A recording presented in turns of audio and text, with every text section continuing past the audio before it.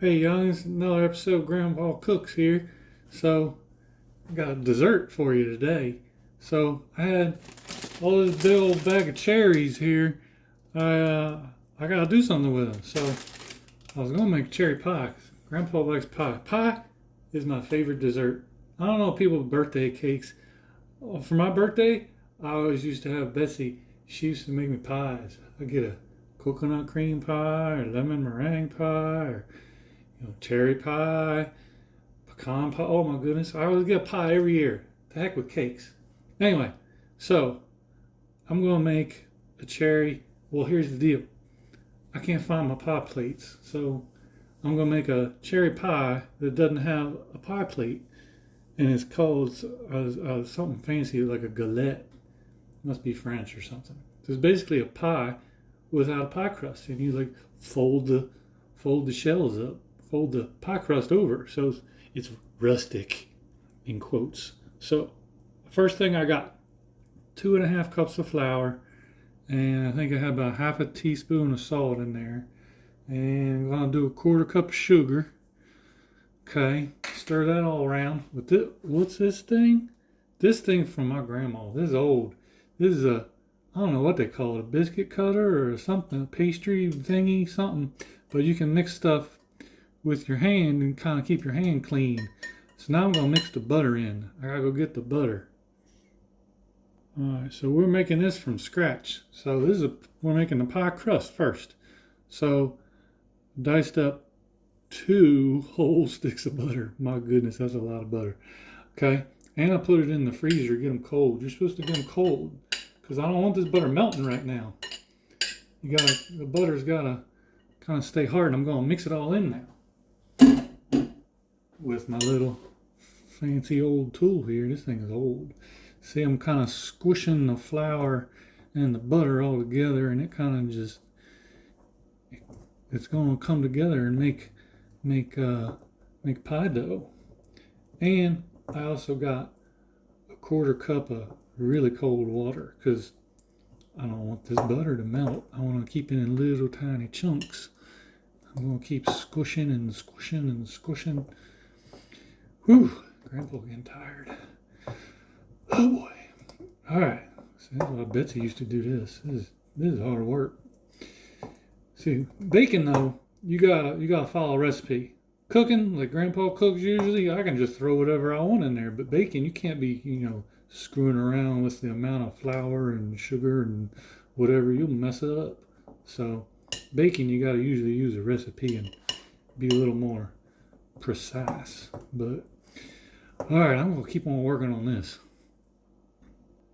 I worked it around a little bit more, but there's nothing much happening here. So I'm gonna add some of this ice cold water, just a little. I don't know if I'll need the whole 1/4 cup, but we'll see.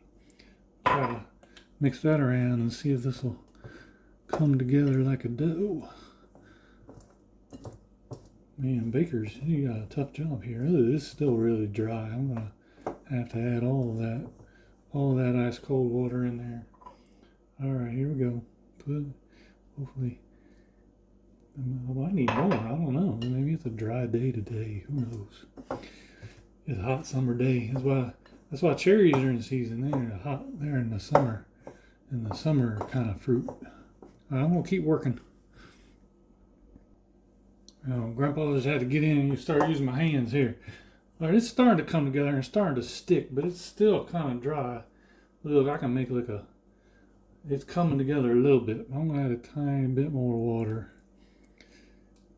You can always add a little more water, but you can't take it out. If you add too much, then you're screwed. All right, I'm gonna keep working this, see if it'll all come together.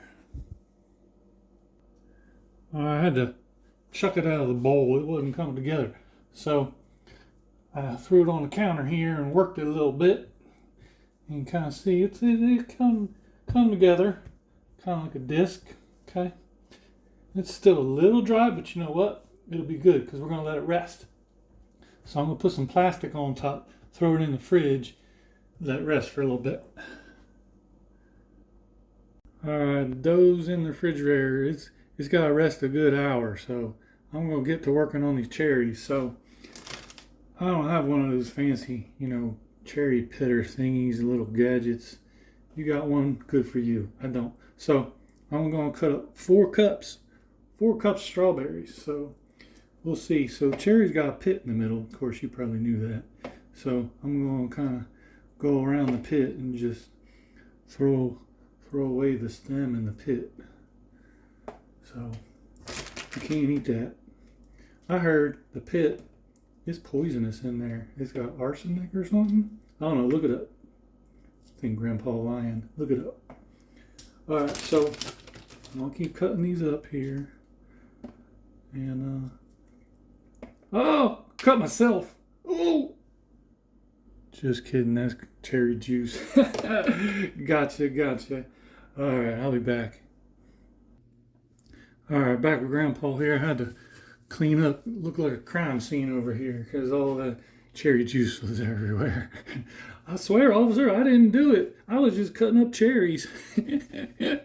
All right. So I got like 4 cups of cherries here. So we're going to add 1/3 cup of sugar. Okay. Then we're going to add 2 tablespoons of flour. So I don't need this filling running all over the place because, like I said, I don't have a pie crust to hold everything in. Or I don't have a pie plate. So I'm going to mix that up. And it also calls for 2 tablespoons of lemon juice. I don't got no lemon juice, but I got some old cherry brandy. See, I went on this cruise with the old folks, you know. This cruise we were in Croatia, and this man had homemade cherry brandy. Like, that'll give me a nice little acidity I'm looking for. And don't worry, our alcohol is gonna cook out. And we're gonna add a little bit of vanilla. Say a half teaspoon of vanilla, just a little bit. Vanilla goes with cherry, or cherry vanilla Coke, right? That's probably why they did it. Okay, so, and I like allspice in cherry flavors. I'm gonna shake a little allspice in there. All right, so then I'm gonna stir it up. I'm gonna stir it up and put this in the fridge and let it get all happy while the pie crust is still in there getting cold too. So we're gonna put this in the fridge to let everything kind of chill out. All right, back here with Grandpa Cooks. You know, I told you you're supposed to put the pie crust in the fridge for about an hour, well, at least an hour. But it was about 3 or 4. Grandpa fell asleep. Took me a nap. That was a lot of work. All right, so we're going to flour our surface here. So we're going to roll out this pie crust.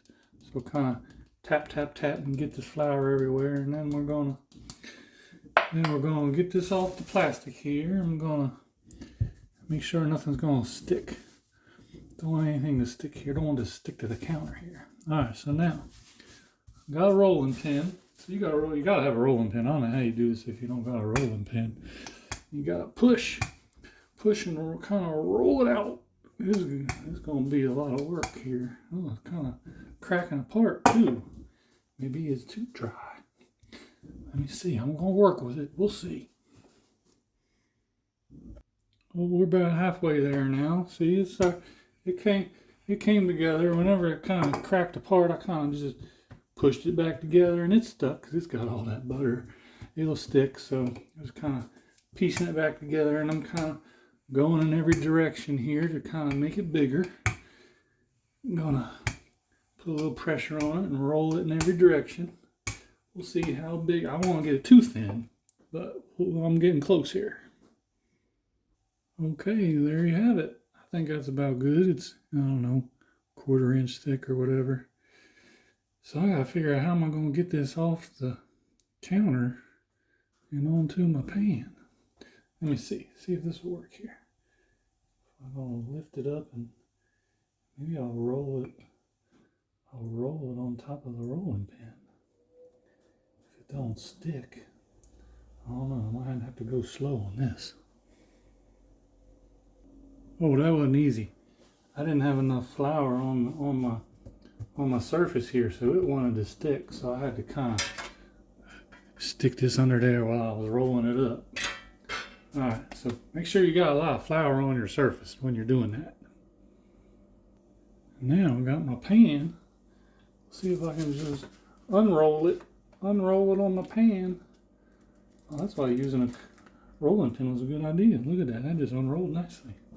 And it don't gotta be all perfect circle, because you know, it's not a pie with a pie pan. So this is rustic. So here's what we're gonna do. I gotta go clean up and I'll get those cherries back out of the fridge. Alright, back here at Grandpa Cook's. This dough, since it was a little sticky, I put it in the freezer because it was getting too mushy. So now it's firm. So I'm gonna put all these cherries here in the middle, all that good cherries and that syrup and all that stuff we made. Now hopefully all that stuff won't spill out. Oh, it's already trying to spill out. All right, so now we gotta fold it. Don't you stay in there. That's good stuff. So we're basically gonna make a package. I gotta fold it however it wants to fold here. So hopefully none of that good juice is gonna spill out. So it's gonna just fold whatever it wants to fold, and I'm gonna kind of work my way around here. Hopefully we won't have any dam breaks. Hopefully it'll stay good. There, that's a fancy galette. I kind of like that, because then you're gonna have all crunchy pieces of pie crust. Oh yeah. So to make the pie crust even better, what you do, you get an egg wash. So you take one egg, you know, kind of mix it all around. You can add a tiny bit of water. That's what they call an egg wash. And what we're going to do is I got my fancy tool here. This is in a paintbrush. You know, this is just for the kitchen. And you basically treat it like a paintbrush, and we're going to paint this egg wash onto the crust. Now what this is going to do, it's going to make the crust turn nice and golden brown. Give it a little bit of crispiness. It's going to make a beautiful crust. So I'm going to paint this on here. But you never heard of an egg wash. This is what they do. This is why those fancy places you get pastries, everything looks all shiny and pretty. This is what they did. They put an egg wash on it. It ain't that hard. It's just kind of dabbing and painting and everything. You're not gonna need the whole egg. I don't need the whole egg, but so we just got a little bit here. And then last thing I'm gonna do, I'm gonna hit it with a little bit of sugar on the crust too, and kind of maybe that'll stick to the egg wash, and it'll get a little bit of crunchy. It'll bake into the crust. It'll get a little crunchy, and the whole crust will be good. Oh yeah, that's good stuff. I'm going to throw it in the oven. Oh, I didn't tell you. 400 degrees. Have your oven ready. 400 degrees. About 20-25 minutes. We'll see. Oh no, I checked on my galette and it spilled. We had a dam break. Man. Oh well. I'm just going to kind of put some of this stuff back up in there. Alright, you get back up in there. Alright, so Grandpa took it out of the oven here. I said 20 minutes. It's been at least 30. I just wanted to get this crust, browned a little bit everywhere, which it did. I'm still mad. Some of the filling spilled out. I didn't do a good enough job making sure I had no cracks around the edges or something. Or could have added some more flour or something in the filling, make it thicker. Anyway, it'll still be good. Alright, I'm back here. I took it out of the pan, let it cool down for about an hour so you can let all the juices set up so it gets all, hopefully it won't spill out. So here's the moment of truth, everybody. I'm gonna cut into this and make kind of like a